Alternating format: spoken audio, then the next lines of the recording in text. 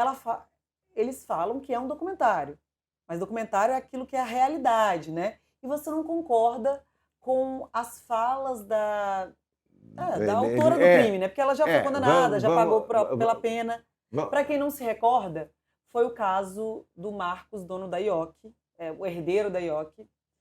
Ela matou o marido, então o marido na época, né? E depois picou o corpo dele, colocou na mala e distribuiu por uma estrada de chão lá em Cotia. Ela nunca falou nesses anos todos, foram 20 anos, né? Que ela permaneceu em silêncio. Então ela resolveu falar para a Netflix há 2 anos atrás, numa série. o tempo um pouco menor foi em 2012. Não, a série foi Não, a série é recém, alguns anos, faz pouco tempo, mas o crime de em 2012. 2012, não tem 20 anos ainda. O que acontece? Vamos colocar. Quando se fala um repórter investigativo, eu acho que no mínimo, tá, o repórter tem que ser, vamos botar assim, apartidário. Imparcial. Imparcial, perfeito. Né? Tem que ser imparcial. Não pode tender para um lado para o outro. Esse filmezinho, esse romancezinho que foi feito, ele tem todo o partido. É para ela. É para ela, para dizer que ela é uma boa moça, que ela foi injustiçada, que não sei o quê. Então, para qualquer leigo, tá? Para que viu realmente o filme, vai ver que isso aí é para tentar amenizar a situação dela, tá? Ela fala um monte de mentira. Ela tenta se justificar. Então, a gente analisa. Ela fala, é porque eu fui abusado sexualmente quando era adolescente. Isso é um fato, beleza. Um fato. 70% dos casos de abuso sexual acontece na adolescência, ou por um parente, ou por um vizinho próximo. Então, só que as pessoas aprendem. Não estou dizendo que não é um crime bárbaro. Uhum. É um crime bárbaro, abominável.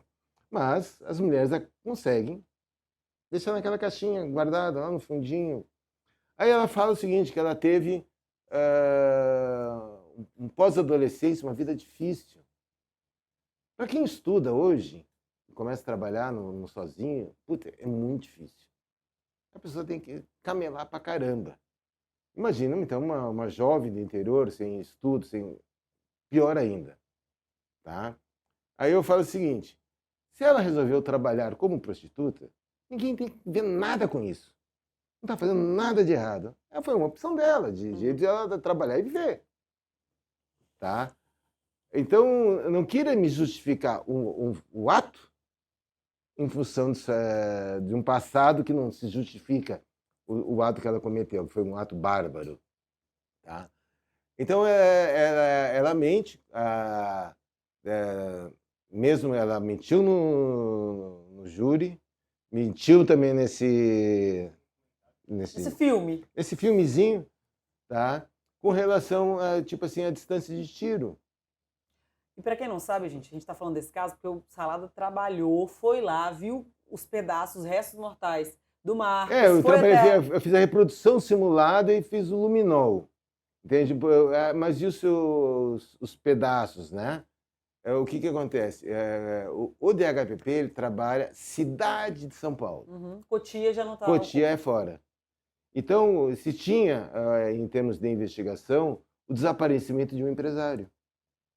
Aí começou a aparecer os pedaços, quando o médico legista, o Dr. Jorge, viu a parte do tronco com as coxas, viu a cueca, né, que era uma cueca assim já elitizada, né, vamos botar assim, tá? Então, isso aí não é um pedaço de... É alguém importante para ter esse tipo de cueca que usa. Aliás, houve muita discussão desse caso sobre uma suposta participação de uma terceira pessoa, porque os cortes, né, eram precisos. Quer ver? Eu vou falar primeiro do tiro e já falo dos cortes. Perfeito. Então ela fala que foi a 1,92 m. Só que o médico legista dá com uma curta distância. E contra a perícia, Bruno, você que é de uma outra área, não tem, é inquestionável a perícia. Não tem, é mentira dela. Eu afirmo, é mentirosa. Tá? Com relação aos cortes, consta no laudo do médico legista, tá, que alguns cortes foram feitos por uma pessoa que tinha conhecimento. De anatomia. Um médico, talvez. Um médico, mas alguém da área. E outros cortes foram realizados por pessoas que não tinham conhecimento. Então, se a gente poder analisar nas fotos, o joelho dele foi desmembrado, não foi só separado. Foi perfeito. Foi perfeito. O corte na região abdominal foi perfeito. Foi feito um corte cortando a parte da epiderme, da derme, a gordura, sem ferir uma alça intestinal. Porque senão ia voar, né? Ia sair fezes para tudo que é lado. Então, o cara que fez isso aí tem conhecimento. Uma auxiliar de enfermagem, em momento algum, ela vai pegar dentro do curso dela, em momento algum, ela vai pegar um bisturi com a intenção de fazer um corte. Ela pode pegar um bisturi para entregar na mão do médico.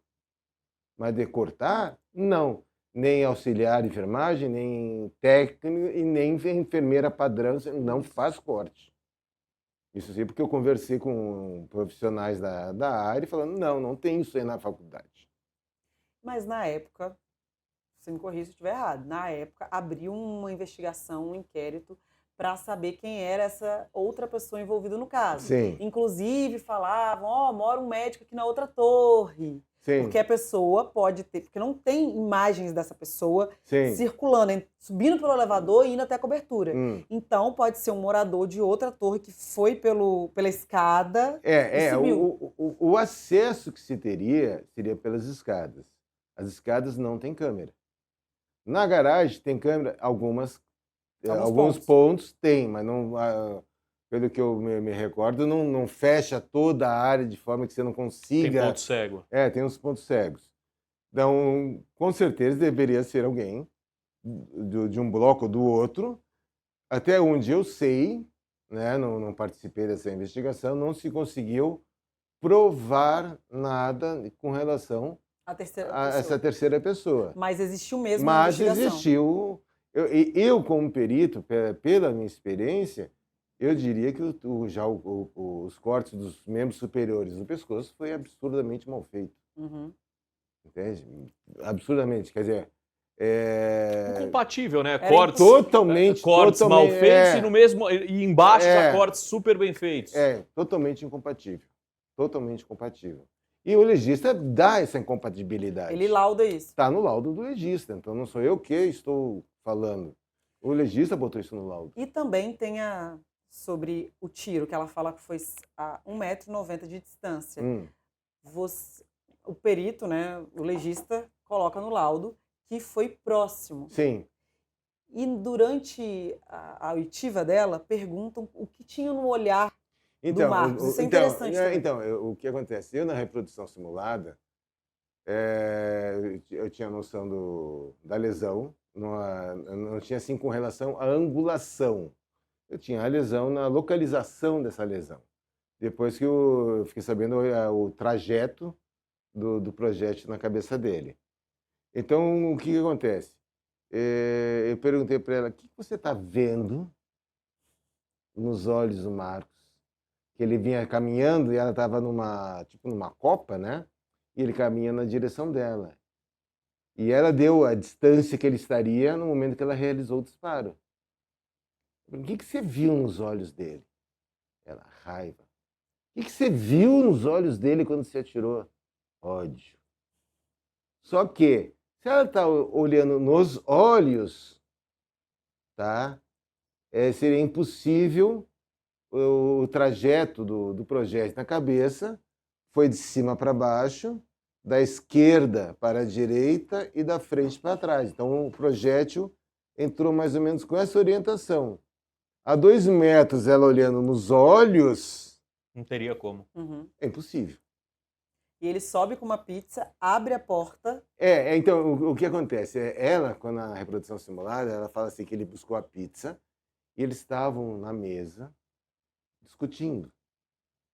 Ela falou que tinha contratado um detetive, não sei o quê. E aí ele começou a xingá-la, né? E ela saiu, pegou a arma e foi para a copa. E depois ele veio atrás. Só que, na filmagem que existe do Marcos descendo para pegar essa pizza, ele está dando chute na parede do elevador. Na hora de descer, estava brigando. Então, o que acontece? A briga já começou. Lógico. Entende? Porque eu acho que não é normal você com uma pizza na mão dando chute na parede do elevador. Acho que ninguém faz isso, né? Claro. A não ser que tenha um motivo sério. Então, o que acontece? Ou a pessoa vai abrir entrar em casa com uma pizza, a pessoa não vai entrar de forma ereta. A pessoa entra de forma descontraída, com a pizza na mão, com a cabeça relativamente baixa, olhando para a pizza não bater na parede, na porta, e você vai abrir com a cabeça baixa. Agora, se a pessoa estiver com a cabeça baixa, entra um disparo aqui, né? Exatamente. Ou seja, ele morreu sem ter tido contato visual com ela. Foi no efeito surpresa provavelmente. Foi na trairagem. Na trairagem. Entende? Ela estava com uma arma engatilhada, esperando ele entrar em casa numa posição que ele não a visse. Porque o que ela quer dizer no processo é o quê? Estavam brigando, ele desceu, ele tinha várias armas em casa, ela quer tentar usar a todo momento como se fosse uma legítima defesa. Né? E aí ele ia pra cima dela, ela acabou indo pra cima dele. Só que eu, como advogada, entendo que nesse momento, usando todo o histórico dela, é inquestionável que ele era um cara, no mínimo, tóxico, né? Pelas coisas que ela vivia com ele. Assim, concordo. Ele era um cara tóxico, um monte de pontos negativos com relação dentro do relacionamento, tá? Porém, dentro do meu ponto de vista, não se justifica. Você matar e picar alguém. Claro que não. Então, quer dizer, olha, não tá bom pra você? Separa. Só que, o que acontece? Ele pagava para a primeira esposa dele, eu não vi os papéis, mas se comentava na época, que ele pagava uma pensão de R$6.000 para a primeira esposa, que tinha uma filha, jovem também, tá? Se ele se separa, eu acredito que ele ia pagar mais ou menos a mesma coisa para ela, pagar para uma, pagar para outra. Um vinho que ela tomava... Ela era colecionadora de vinho. Mas um vinho que ela gostava de tomar, o que ela tomava, era R$6.000. Ela perderia aquele conforto. Ela perderia o conforto. Óbvio. Então, o que ele ia pagar de pensão, ela tomava uma garrafa de vinho. E como é que ela passa o mês? Exato. Tá? Aí ela ia entrar numa situação difícil, que ela ia ter que trabalhar. O apartamento deles era quantos metros quadrados? Ele comprou 2 coberturas, abriu e fez uma gigante. Eu acredito que devia ter uns 1.500, 1.600. Ele era um dos caras mais ricos da época. Era uma fortuna. Ele, na época ele estava vendendo a empresa por R$2 bilhões. Se a gente separar assim, a grosso modo, não sei como é que seria essa divisão, porque não era só dele, era uma partilha, né? Então, se você pegar, teoricamente, né, metade do pai, metade para cada irmão.